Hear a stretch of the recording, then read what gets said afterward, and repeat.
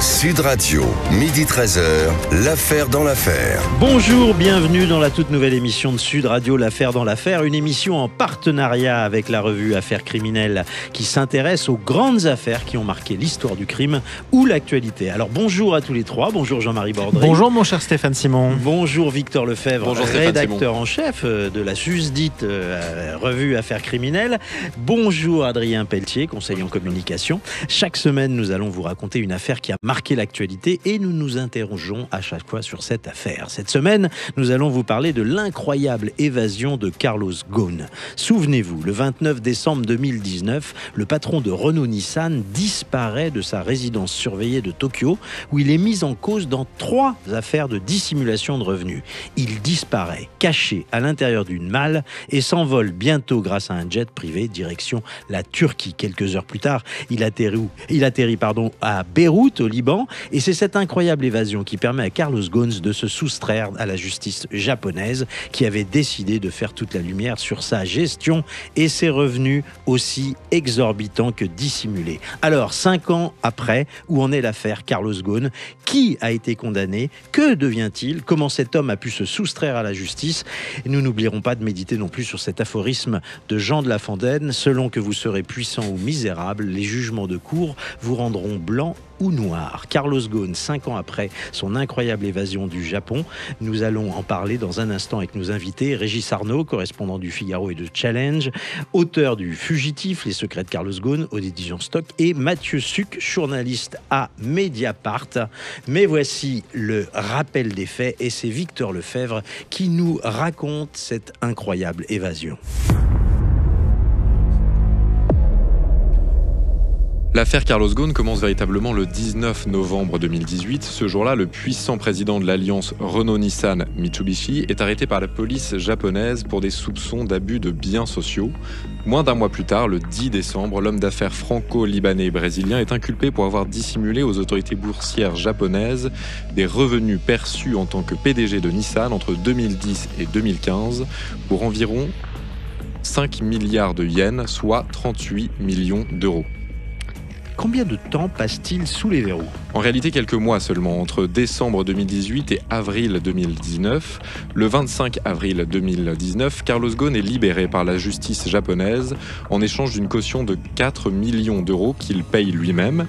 Les photographes saisissent l'homme d'affaires à la sortie du centre de rétention de Kuzuge à Tokyo, en costume classique et chemise blanche. Contrairement à sa première remise en liberté, Ghosn ne s'est pas paré cette fois-ci d'un blouson de chantier et n'a pas enfilé de masque sanitaire pour tromper la vigilance des journalistes. Carlos Ghosn est assigné à résidence avec interdiction de quitter le Japon. Les conditions de cette remise en liberté sont très strictes. Il peut entrer en contact avec son épouse Carole uniquement si le tribunal approuve une requête en ce sens. Pire, pour s'assurer qu'il ne fuit pas à l'étranger, Nissan mandate des agents d'une société privée pour le surveiller jour et nuit. L'entrée et la sortie de sa résidence sont surveillées 24 heures sur 24 par la police japonaise pour éviter toute évasion. Mais comment Carlos Ghosn est-il parvenu à déjouer la vigilance de la police japonaise et des agents privés recrutés par Nissan pour quitter le Japon? Eh bien, en réalité, l'évasion de Carlos Ghosn tient du véritable film d'espionnage, tant les rebondissements sont nombreux dans cette affaire. En théorie, il était impossible pour l'homme d'affaires de quitter le territoire japonais. Ordre a été donné à ses avocats de conserver ses 3 passeports, français, libanais et brésilien, afin de limiter tout risque de fuite. Mais une autorisation exceptionnelle du tribunal lui permettait de conserver un 2e passeport français sur lui dans un étui fermé par un code secret connu seulement de ses avocats. C'est ce qui permettra par la suite sa fuite. L'évasion est préparée de longue date et Carlos Ghosn bénéficie évidemment d'un réseau important de complicité pour mettre en œuvre l'opération. Après avoir envisagé une fuite par bateau, Carlos Ghosn abandonne l'idée, jugée trop complexe et trop longue à organiser. Le plus simple, décide-t-il, sera de s'échapper par avion. Mais la chose n'est pas aisée. Pour fuir, Carlos Ghosn devra dépenser de l'argent. Beaucoup d'argent même. L'ancien magnat de l'automobile aurait réalisé 2 transferts d'argent. Un premier d'un montant de 540 000 $ le 9 octobre 2019 et un second de 322 000 $ le 25 octobre 2019, soit 2 mois avant son évasion. Ces virements sont effectués depuis un compte parisien vers le compte d'une société américaine, Promote Fox, dirigée par Michael Taylor, un ancien agent des forces spéciales américaines reconverti dans le privé. Avec Carlos Ghosn, c'est lui le cerveau de cette délicate opération qui exige une logistique millimétrée. Enfin, un contrat d'un montant total de 350 000 $ est passé avec la société turque MGN Jet pour la location du jet privé qui servira à la fuite de Ghosn. Passons maintenant aux circonstances précises de cette évasion. Alors Carlos Ghosn et ses complices mettent leur plan à exécution. La seule solution trouvée par le commando chargé d'exfiltrer en toute discrétion l'ancien président de Renault-Nissan, c'est de le dissimuler dans une malle. Le 29 octobre 2019, les images de surveillance installées par les autorités japonaises dans la rue le montrent en train de s'introduire dans le hall de l'hôtel Grand Hyatt de Tokyo. Il est alors aux alentours de 14h30. Carlos Ghosn a un large bonnet vissé sur la tête, des lunettes de soleil. Il est tout de noir vêtu. C'est à ce moment-là que les policiers perdent la trace de l'homme d'affaires. Carlos Ghosn sortira quelques heures plus tard, vêtu cette fois différemment. Il a troqué son bonnet noir pour un bonnet de couleur rouge. Il prend un taxi pour la gare centrale de Tokyo, s'engouffre discrètement dans un train à grande vitesse, les fameux Shinkansen japonais, direction l'aéroport d'Osaka, situé à 500 km de la capitale japonaise. Dans cet aéroport de province, les contrôles aéroportuaires sont réputés moins stricts qu'à Tokyo. Le contrôle au rayon X des bagages n'est pas obligatoire au Japon pour les jets privés. Une aubaine pour Carlos Ghosn et ses complices. Et par ailleurs, la date n'est pas choisie au hasard. En fin d'année, le personnel permanent est remplacé par un personnel remplaçant, moins regardant sur les contrôles, moins procédurier. L'homme d'affaires est alors dissimulé dans une malle de rangement pour instruments de musique, dotée de roues et percée de 70 trous pour l'occasion. Carlos Ghosn, le fugitif, confiera plus tard « Quand vous rentrez dans cette boîte, vous ne pensez pas au passé ni au futur, vous pensez juste au moment présent ». À 23h09, précisément ce dimanche 29 février 2019, l'avion d'affaires Bombardier Global Express de MGN Jet décolle à destination de l'aéroport Atatürk d'Istanbul. À bord se trouve Carlos Ghosn, recroquevillé depuis de longues heures, dans ce caisson qui lui sert de cachette. Le jet privé affrété par Carlos Ghosn touche le sol turc à 5h12 le 30 décembre 2019. Sur place, la malle contenant l'homme d'affaires est transférée dans le coffre d'une voiture vers un autre jet, un Bombardier Challenger 300 de la même compagnie, qui décolle 45 minutes plus tard pour l'aéroport Rafik Hariri International de Beyrouth au Liban. Carlos Ghosn entre légalement au Liban, grâce à son deuxième passeport français. C'est la fin du cauchemar, souffle Carlos Ghosn à son arrivée sur le sol libanais. Quelles ont été alors les conséquences judiciaires et politiques de cette évasion rocambolesque ? Eh bien, le Japon et le Liban sont tous deux membres d'Interpol, mais il n'existe pas d'accord d'extradition entre les deux pays. Le Liban refuse catégoriquement de livrer ses ressortissants à un pays tiers. Et le 2 janvier 2020, une notice rouge d'Interpol vise Carlos Ghosn. Elle est reçue par le Liban. Et le 9 janvier 2020, le parquet général libanais lui interdit de quitter le territoire national. Ghosn est désormais considéré comme un fugitif international. L'affaire provoque un grave séisme politique et diplomatique avec le Japon. La ministre japonaise de la Justice déclare que l'évasion de Carlos Ghosn est illégale. La fuite de Carlos Ghosn n'a cependant pas empêché l'ouverture en septembre 2020 d'un procès pénal à Tokyo. L'ancien magnat de l'automobile encourt toujours 15 ans d'emprisonnement pour les malversations financières qu'il est accusé d'avoir commises. Nissan réclame par ailleurs 83 millions d'euros de dommages et intérêts à son ancien PDG qui continue de clamer son innocence dans cette affaire. Depuis son évasion, qu'est devenu Carlos Ghosn ? Comment a réagi la justice japonaise ? Pourquoi les seconds couteaux ont accepté de payer pour leur patron ? Ce sont quelques-unes des questions que nous allons nous poser à présent. L'affaire Carlos Ghosn, on continue d'en parler dans un instant sur Sud Radio. Sud Radio, midi 13h, l'affaire dans l'affaire. De retour dans votre nouveau rendez-vous, l'affaire dans l'affaire, avec Jean-Marie Bordry, Victor Lefebvre. Toujours Stéphane Simon. Et une émission en partenariat avec la revue Affaires criminelles. Nous nous penchons ce samedi sur l'incroyable évasion de Carlos Ghosn. C'était il y a 5 ans. Nous ont rejoint 2 invités. Régis Arnaud, correspondant du Figaro et de Challenge au Japon, auteur de Fugitifs, les secrets de Carlos Ghosn, aux éditions Stock. Et merci également à lui, Mathieu Suc, journaliste à Mediapart, auteur de Renault Nid d'espion chez HarperCollins. Bonjour à tous les deux.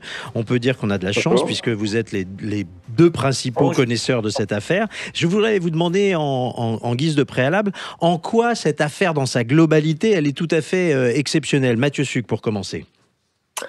Déjà, l'histoire de Carlos Ghosn est quasiment romanesque. La chute d'un PDG, on en a connu, mais pas spectaculaire comme celle-ci, avec une arrestation au sortir de son avion. Et après, l'exfiltration en elle-même, telle que vous l'avez raconté tout à l'heure, elle est aussi hors du commun.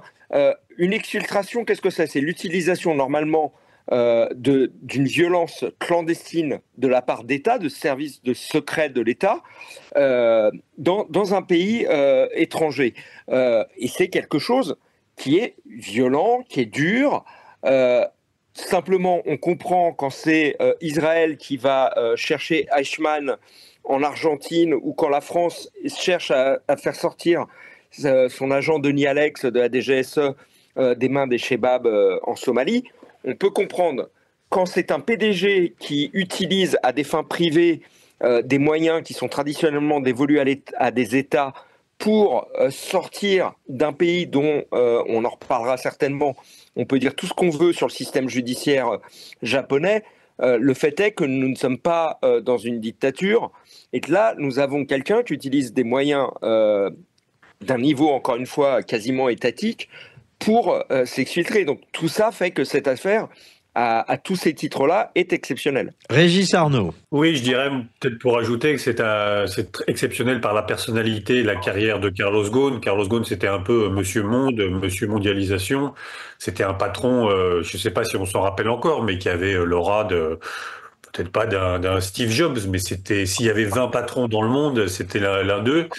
Et c'est quelqu'un qui a incarné la mondialisation et qui, pour moi, s'est fait rattraper par ce qui est le moins mondialisé, c'est-à-dire un système judiciaire et des mœurs. Donc, c'est une espèce aussi de tournant dans l'histoire de notre planète, je trouve, parce que c'est cette personne, cet homme sans frontières qui, tout d'un coup, se retrouve coincé non seulement dans des frontières, mais dans une cellule, et qui réussit à s'échapper et à retrouver le pays de son enfance beaucoup plus loin. Bien. Alors, je voudrais vous demander, Victor Lefebvre, où est-ce que l'on en est exactement dans l'affaire Carlos Ghosn ? Est-ce qu'elle a continué ? Est-ce que la justice a suivi son cours malgré tout au Japon ? Oui, alors pour ce qui en est de l'évasion, même si Carlos Ghosn vit désormais librement dans sa résidence de Beyrouth au Liban, l'affaire n'a pas été sans conséquence pour les complices de son évasion. C'est-à-dire qu'en février 2020, 3 personnes, un responsable d'une société turque de location de jets, donc impliqué dans son évasion, ainsi que 2 pilotes, sont condamnés à plus de 4 ans de prison chacun par le tribunal d'Istanbul. Et en mai 2020, Michael Taylor et son fils Peter Taylor sont arrêtés aux États-Unis après que Tokyo eut émis un mandat d'arrêt international à leur encontre. Et le 13 février 2021, la Cour suprême américaine a autorisé leur extradition vers le Japon. Ils ont été jugés, ils ont été condamnés par le tribunal de Tokyo.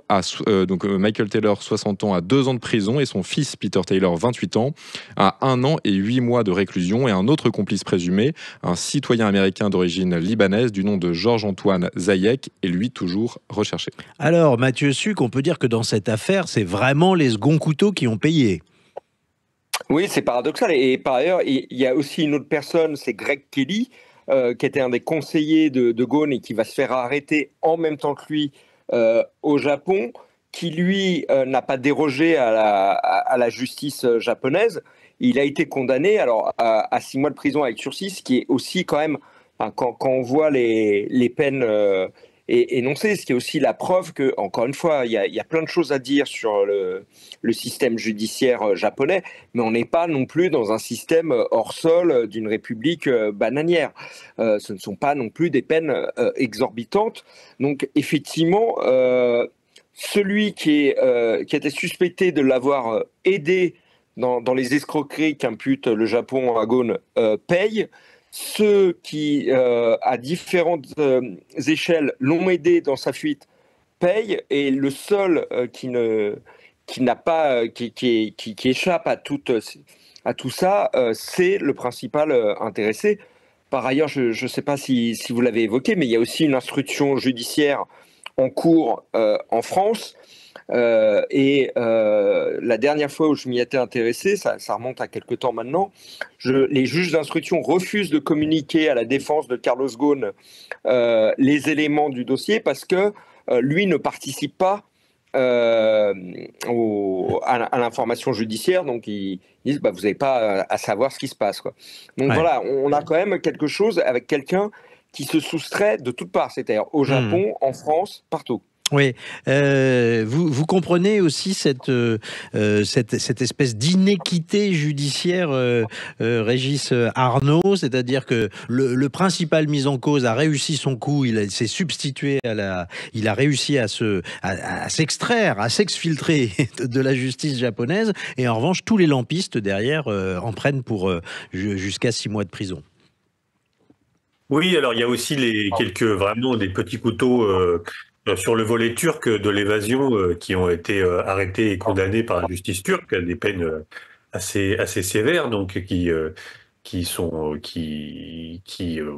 vraiment n'avaient aucun rôle sur tout le scandale financier précédent. Un jour, une personne que j'interviewais qui connaissait très très très bien cette affaire me disait au fond Ghosn est coupable dans un système coupable, c'est-à-dire que c'est quelqu'un, alors il est coupable ou pas, ce serait à la justice de le trancher s'il voulait bien s'y soumettre, mais le système judiciaire japonais, effectivement, n'est pas celui d'une dictature, a énormément de défauts, mais il faudrait quand même mais qu'un qui n'en jour... a pas Il n'en a pas. Voilà, le système, je préférerais être devant un juge français qu'un japonais, pour rien vous cacher, mais Carlos Ghosn n'a jamais vraiment répondu sur le fond aux accusations qu'on lui prête dans les centaines de pages qu'il a écrites et qu'il a signées, dans les dizaines d'heures d'interviews. Il s'est jamais vraiment exprimé sur les faits. Enfin, il n'a jamais apporté la preuve, ni même convaincu que ce que lui reprochaient les justices tout de même japonaises, françaises et un temps américaines, avant qu'il transige, lui mettent sous le nez.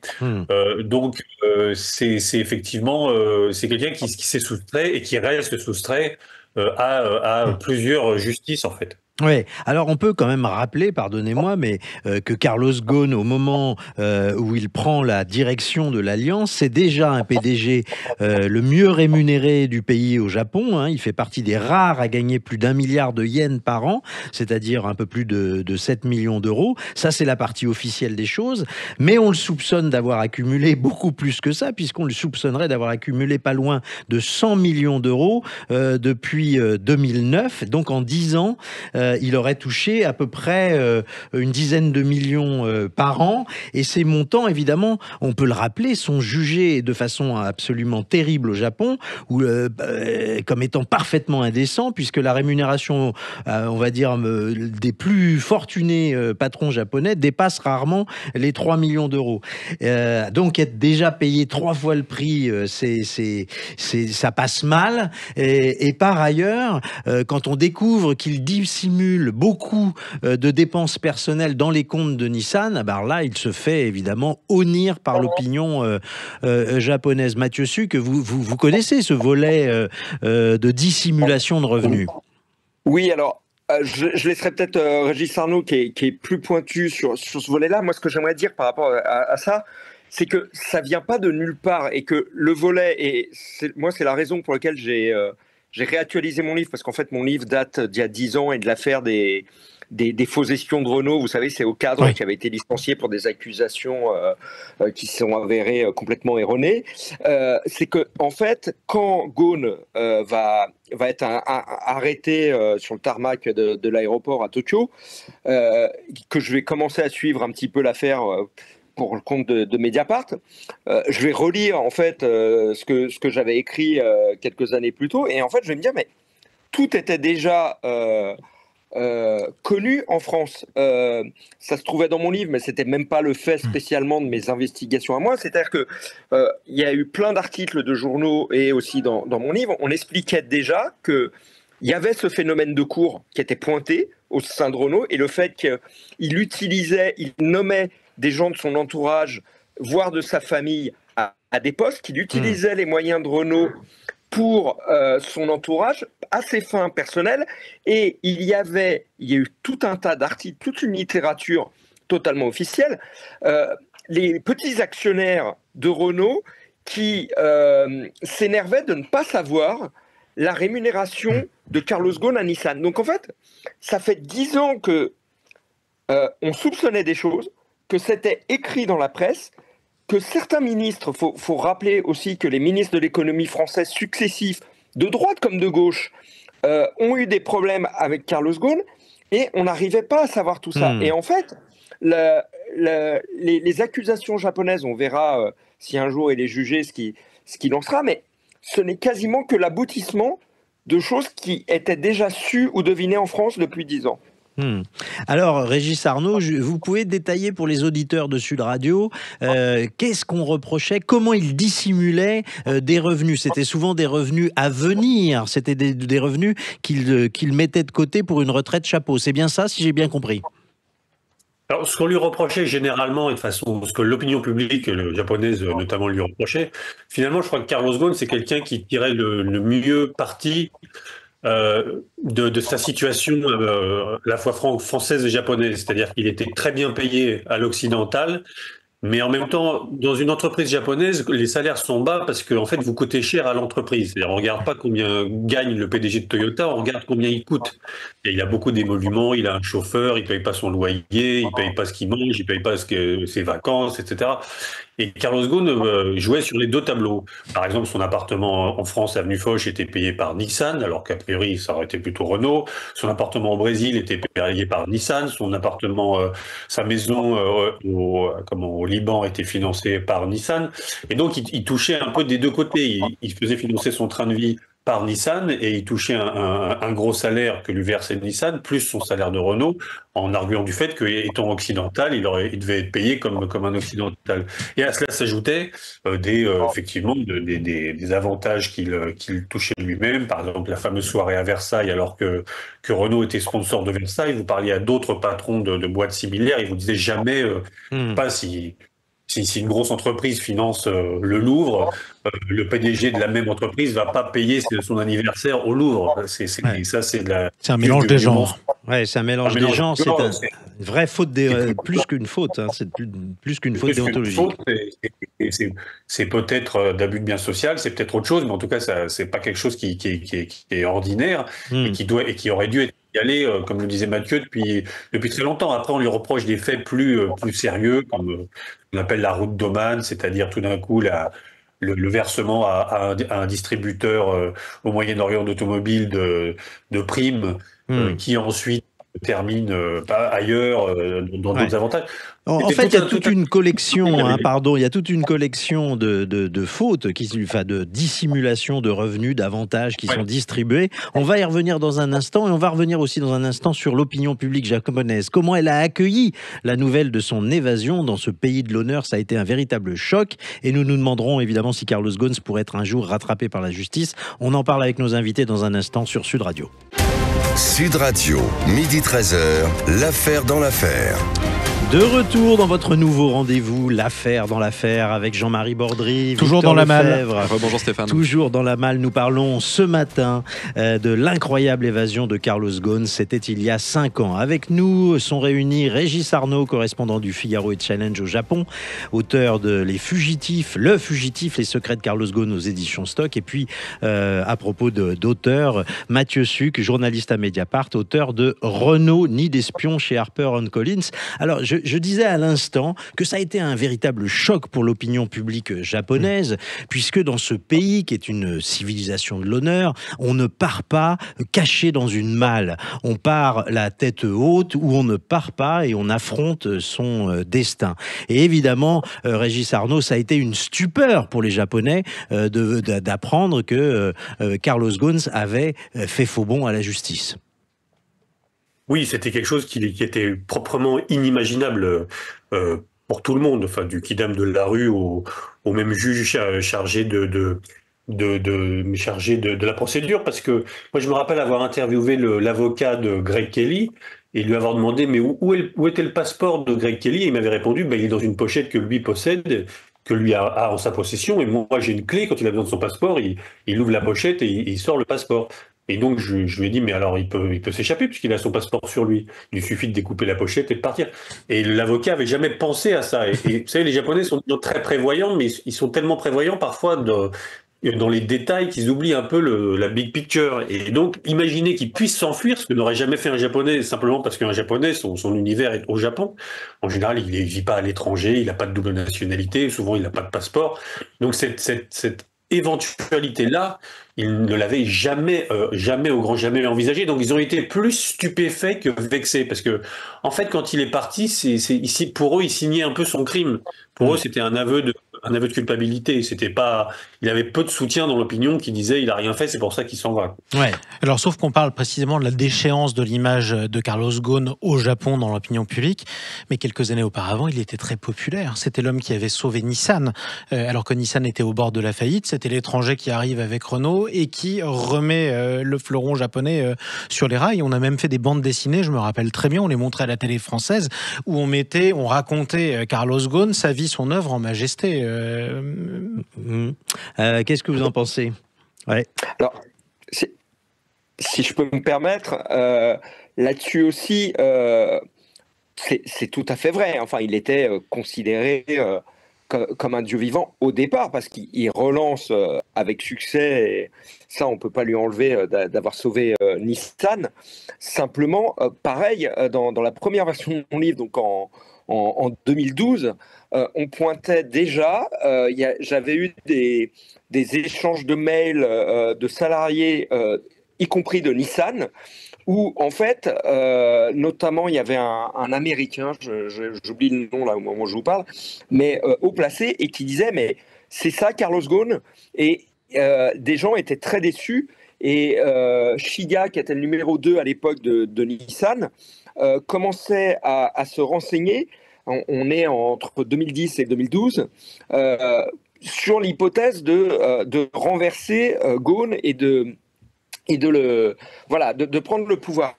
Donc il y avait déjà de la contestation à partir du moment où il y avait quand même déjà une usure. Enfin, ça faisait quand même déjà 10 ans qu'il y était. Le moment où il sauve Nissan, il est un dieu vivant, c'est incontestable. Alors la bande dessinée auquel vous faites allusion, elle est écrite quasiment sous sa dictée, hein, donc oui.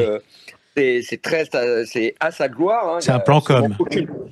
Tout à fait, mais bon, encore une fois, effectivement, c'est révélateur. Il n'y a pas beaucoup de PDG qui ont un manga à leur nom, mais assez rapidement, ça déchante au sein même de l'entreprise. Alors, je voudrais demander à Régis Arnaud, qui dirige, pardon, c'est une question assez basique, mais que des tas d'auditeurs doivent se poser, qui dirige aujourd'hui l'alliance Renault-Nissan ? C'est une bonne question. D'abord, je ne suis pas sûr qu'il y ait encore une alliance. Ouais. C'est un accord, c'est une sorte de mariage froid, si vous voulez, d'union un peu froide où les liens se sont distendus. Hier encore, le PDG de Nissan, Makoto Uchida, a fait une conférence où il annonçait 9000 suppressions d'emplois. Il parlait d'alliance, mais il mettait sur le même plan Honda, Renault et Mitsubishi. Donc il y a une alliance courtoise, si vous voulez, mais il y a encore des liens évidemment organiques, il y a des liens d'actionnariat, etc. Mais les deux font très peu de choses en commun. Il n'y a plus un seul cadre de Renault chez Nissan, par exemple. Ils ont tous plié bagages. Donc, c'est plus vraiment une alliance. C'est deux constructeurs qui font leur vie et qui parfois collaborent, mais comme on peut collaborer avec des entreprises. Il y a peu de choses qui les maintiennent. Ça n'a pas survécu au départ et à cette affaire. Comme vous vous en rappelez, les points de vue sur l'affaire côté français et côté japonais étaient assez opposés, étaient assez de façon agressive au départ. Et comme on dit, un vase cassé, c'est un vase cassé. On n'est jamais revenu à une alliance. D'accord. Alors, quand même, on s'accordera pour dire que sans les erreurs, les exactions, pour pas dire autre chose, de Carlos Ghosn, notamment ses rémunérations pantagruéliques, secrètes, même sa sœur aînée a profité de largesse à l'intérieur de l'Alliance. Eh bien, sans tout ça, eh bien, cette alliance aurait certainement survécu. Je voudrais vous demander à tous les deux, chacun, vous devez avoir une idée un peu différente là-dessus. Est-ce que vous pensez qu'un jour, Carlos Ghosn pourrait être interpellé et devoir rendre des comptes devant la justice, ou on voit bien que ça n'arrivera pas? Mathieu Sucre. Je suis assez circonspect, j'y crois assez peu, enfin tant qu'il reste. Alors, faut bien voir qu'il est quand même dans une espèce de prison dorée, il vit très bien, voilà, mais il est protégé au Liban, mais s'il bouge n'importe où, il n'est jamais sûr que le pays dans lequel, ne serait-ce qu'il transiterait, il n'est pas, voilà, il va pas prendre de risque. Donc je pense qu'il est appelé à rester indéfiniment ou presque au Liban. Voilà. Après, je resterai prudent. Je peux vous dire que à 1 heure de son interpellation au Japon, vous m'auriez interrogé, je vous aurais décrit un Carlos Ghosn tout puissant, et j'étais persuadé que ce que nous avions révélé les uns et les autres, jamais ça n'aurait de conséquences. Eh ben merci de votre honnêteté. Régis Arnaud, vous y croyez à la possibilité qu'un jour les Japonais puissent obtenir soit un mandat d'arrêt international, soit quelque chose qui puisse dépêcher des forces de sécurité qui auraient arrêté Carlos Ghosn, ou c'est totalement utopique? Si je ne me trompe pas, la notice d'Interpol, elle dure tant que les Japonais le veulent. C'est ce qui est arrivé à Paul Watson, arrêté au Groenland, par exemple. C'est un peu la même chose. Donc, c'est plutôt si lui doit partir, par exemple, si la guerre entre Israël et ses voisins se poursuit, s'étend et frappe le Liban, être un chrétien et avoir beaucoup d'argent à Beyrouth, ce ne sera pas forcément la meilleure chose à avoir sur un CV à ce moment-là. Il est quand même, comme l'a dit Mathieu, dans une prison dorée, dans le quartier d'Ashrafieh, le quartier aisé d'un pays qui va très très très mal. Après, il peut essayer de partir au Liban ou au Brésil, ou d'aller en France, et la France ne l'extraderait pas.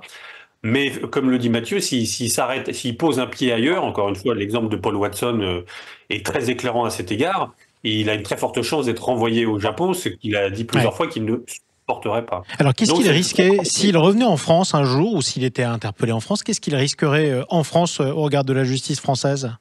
Ah bah déjà, il serait probablement placé en détention provisoire, vu le parcours. Hein, c'est pas, je m'exprime pas sur les faits qui lui sont reprochés en France, mais vu qu'il s'est soustrait à la justice, je pense qu'il passerait en France, les juges d'instruction, enfin ça me semblerait logique, le parquet réclamerait son placement en détention.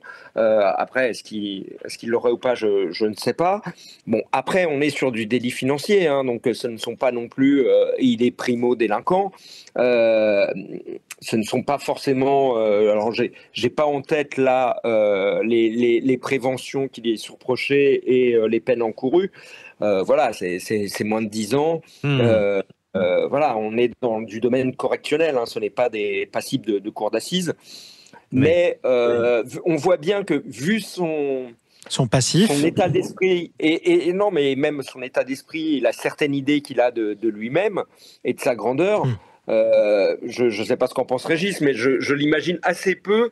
Il faudrait vraiment que la situation se dégrade au Liban pour se réfugier en France. Se réfugier au Brésil, ça me semblerait beaucoup plus probable. Et par ailleurs, il faut dire aussi ce qui est.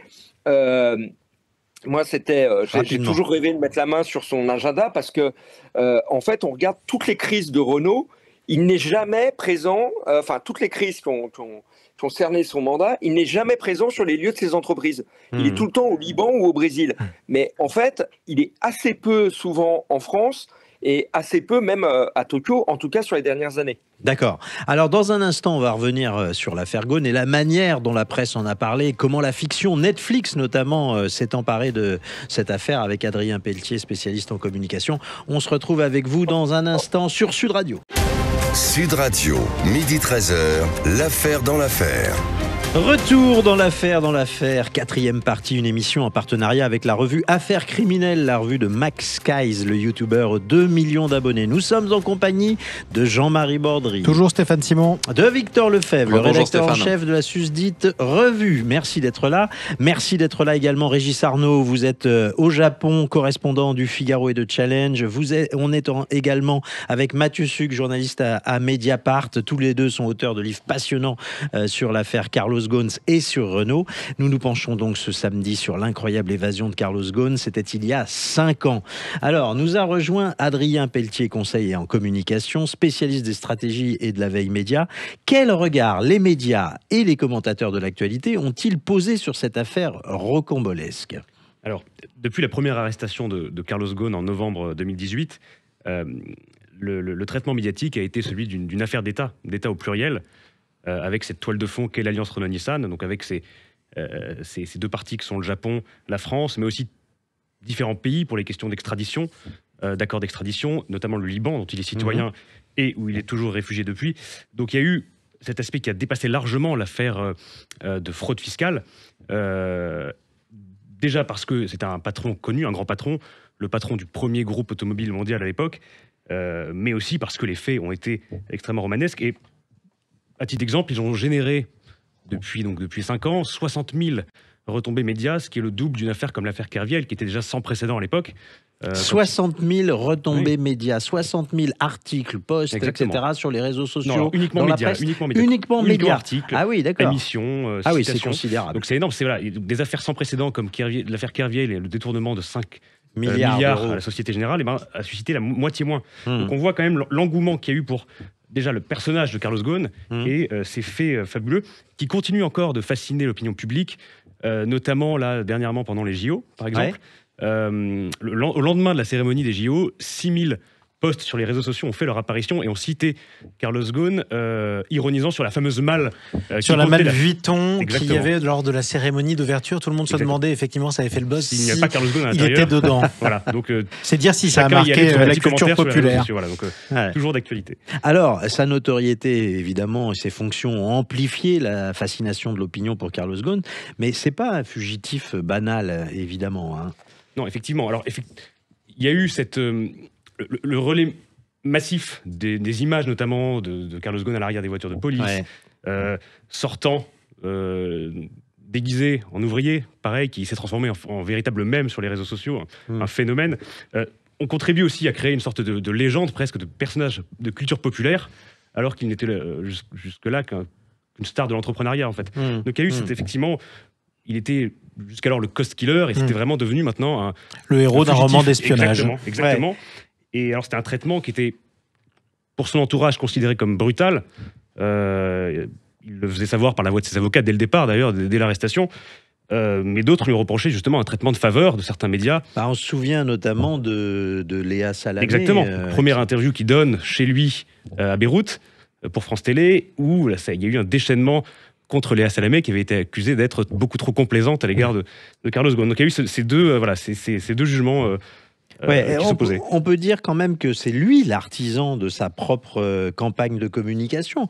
On a beaucoup raconté d'ailleurs qu'il avait même cédé ses droits à Netflix pour faire l'adaptation du récit de son évasion. Certains journalistes ont affirmé qu'il avait négocié ce documentaire qui est paru en 2022, donc qui a bien été diffusé, et qu'il avait de bout en bout eu un droit de regard sur ce documentaire.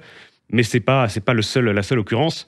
Il avait donné une interview, par exemple, à CNN pour revenir sur les rumeurs concernant son évasion dans la malle, puisque ça n'était toujours qu'à l'état de rumeur, et pour donc jouer avec ces rumeurs et les confirmer. Donc vraiment, il s'est prêté au jeu des médias. On pense évidemment aussi à sa conférence de presse phénoménale quelques jours après son évasion pour se disculper. Il s'est plaint, si mes souvenirs sont bons, du fait que dans les prisons japonaises, on mange du poisson avec du riz, ce qui est quand même prendre les gens vraiment pour des imbéciles. On a le droit d'être un bon vivant quand on a grandi au Liban aussi. Et puis pour je cite, non pas se présenter en victime, mais se disculper et ne pas fuir la justice japonaise, Oui. mais l'injustice japonaise. Voilà, c'était ces mots, L'injustice japonaise. voilà, dès son arrivée à Beyrouth. Ouais.